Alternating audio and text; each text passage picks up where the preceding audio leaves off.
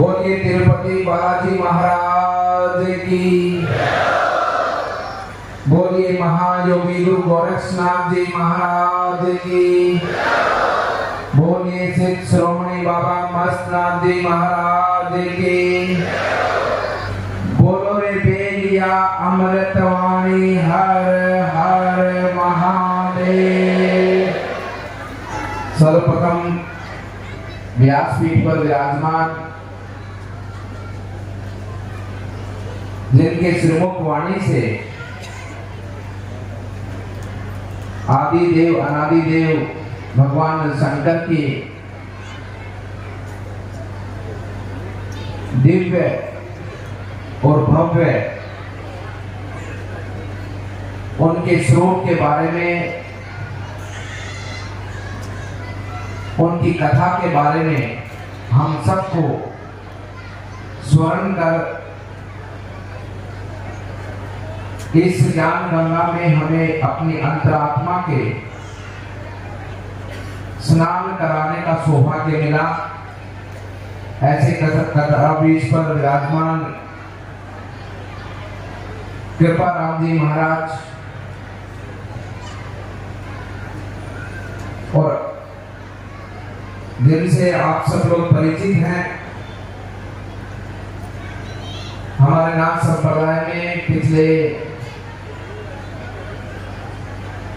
12 वर्ष तक यहाँ पर मैंगलोर के अंदर नाथ संप्रदाय के राजा के स्वरूप में आपने अपनी परंपराओं का निर्वाह किया।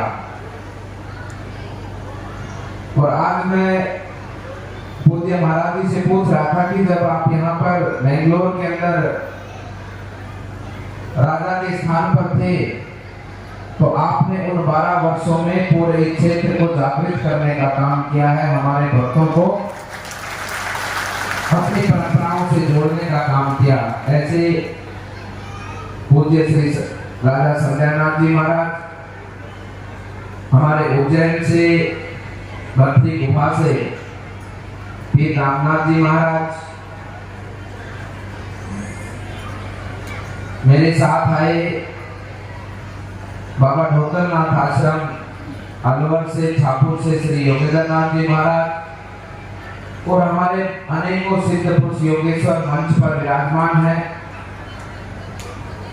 उन सभी सिद्ध पुरुष योगेश्वरों को सादर मैं नमन करता हूँ और विशेष रूप से आप सभी जो भक्तजन आज इस कार्यक्रम में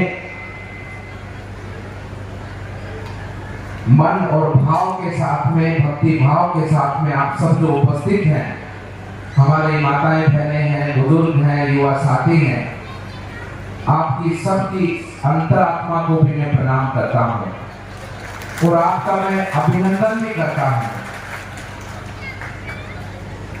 देखिए, जब मैं आमंत्रण यहाँ का जब मुझे प्राप्त हुआ पूज्य संध्यानाथ जी के माध्यम से, उस समय बहुत प्रसन्नता मन में हुई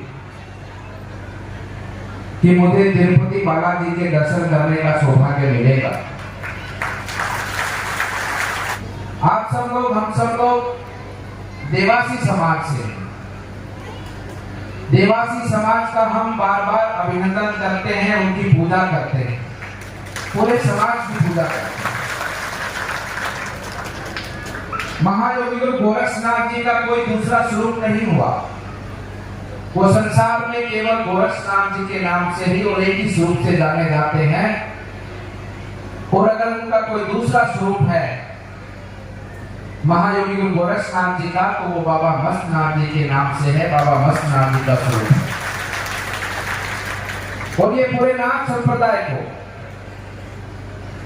और इस परंपरा से जुड़े हुए ऐसे लाखों करोड़ों भक्तजनों को उनके जीवन को उद्धारने का, उनके जीवन को संवारने का, उनको एक शुभ आशीर्वाद प्रदान करने का कार्य किया है। और ऐसे महान सिद्ध पुरुष योगी गुरु गोरक्षनाथ जी को एक मस्तनाथ जी के स्वरूप में इस धरा पर, इस सृष्टि के ऊपर आज से लगभग 300 वर्ष पूर्व में उनको पुनर् यहाँ पर प्रकट किया है, तो वो देवासी समाज ने किया है, आपके अपने समाज ने किया है। आपको कुछ लोगों को पता होगा, लेकिन मैं मानता हूं ज्यादा लोगों को पता नहीं होगा। सबला नाम के व्यापारी थे, जो बहुत बड़े व्यापारी थे। वो जंगल के रास्ते से व्यापार करने जाया करते थे, बैलगाड़ी के माध्यम से। जंगल का रास्ता मतलब जिस रास्ते से जाते थे उसमें बीच में एक जंगल भी पड़ता था, और वहां जंगल के अंदर महायोगी गोरक्षनाथ जी के दर्शन उसे हुए। सबला व्यापारी ने गुरु गोरक्षनाथ जी की बहुत ही अंतरात्मा से सेवा की। महायोगी गोरक्षनाथ जी ने चलते समय पर उसे कहा कि आपका क्या इच्छा है, आप क्या वर चाहते हो।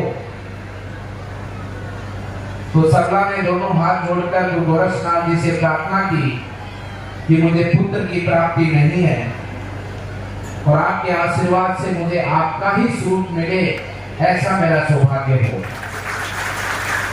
गोरक्षनाथ जी ने कहा कि आपके भाग्य में पुत्र तो नहीं है, लेकिन आपने मुझसे वचन मांगा है और मेरे को ही मांगा है, तो निश्चित रूप से आपकी इच्छा पूरी होगी। कुछ समय बाद में उसी रास्ते पर उनको कोई 2-3 महीने की आयु के एक बालक के दर्शन हुए, रास्ते में मिला। सबला व्यापारी और उनकी धर्म पत्नी जी उस बालक को गोदी में लेकर कई गांव के अंदर उन्होंने चक्कर लगाए, फेरी लगाए कि बालक किसका है, किसी ने उसको स्वीकार नहीं किया।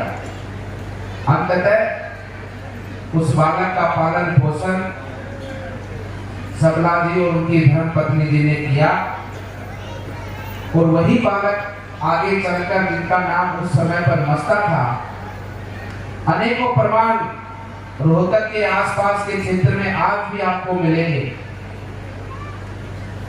जब मस्ता के स्वरूप में जैसे भगवान श्री कृष्ण ने अपने जीवन कृष्ण लीलाएं दिखाई थी, उसी तरह से मस्ता ने भी अपने जीवन में अनेकों लीलाएं, अनेकों चमत्कार उस पूरे क्षेत्र में किए। और जब उनके चमत्कारों को, उनकी साधना को सबला जी ने स्वयं उनको इस प्रकार से भक्ति भाव के अंदर देखा, रात्रि में जब देखते थे तो संतों की जमात बैठी है, धूना लगाए बैठे हैं, 984 सिद्ध उस स्थान पर सब लोग एकत्रित होते हैं, और सुबह देखते तो कुछ नजर नहीं आता था। फिर सबला ने विचार किया कि ये तो दिव्य पुरुष है, इनको संन्यास परंपरा में भेजना चाहिए। सबला जी अनेकों संत पुरुषों के पास में गए, लेकिन उस समय के सिद्ध योगेश्वरों ने जैसे ही उसको देखते तो उन्होंने कहा कि इनकी पूजा को हम करते हैं, इनको हम कैसे शिष्य धारण कर सकते हैं, कैसे शिष्य बना सकते हैं। अंततः नरवाई नाथ जी के पास पहुंचे सबला जी बालक को लेकर। नरवाई नाथ जी ने भी देखते ही कहा, ये तो साक्षात गोरख स्वरूप है, हम तो इनकी आराधना पूजा करते हैं, इनको कैसे हम अपना शिष्य बना सकते हैं।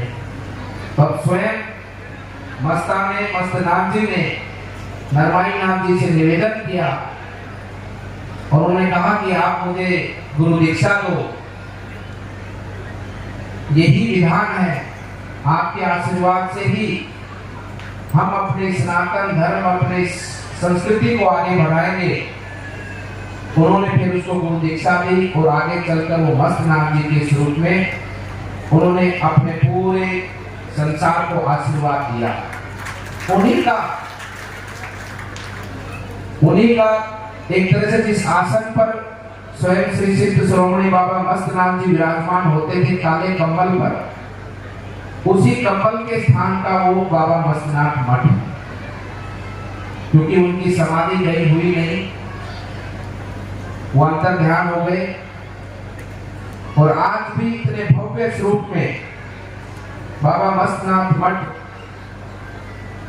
जो आपके कारण, हमारे देवासी समाज के कारण आज लाखों करोड़ों लोगों की सेवा के लिए समर्पित है।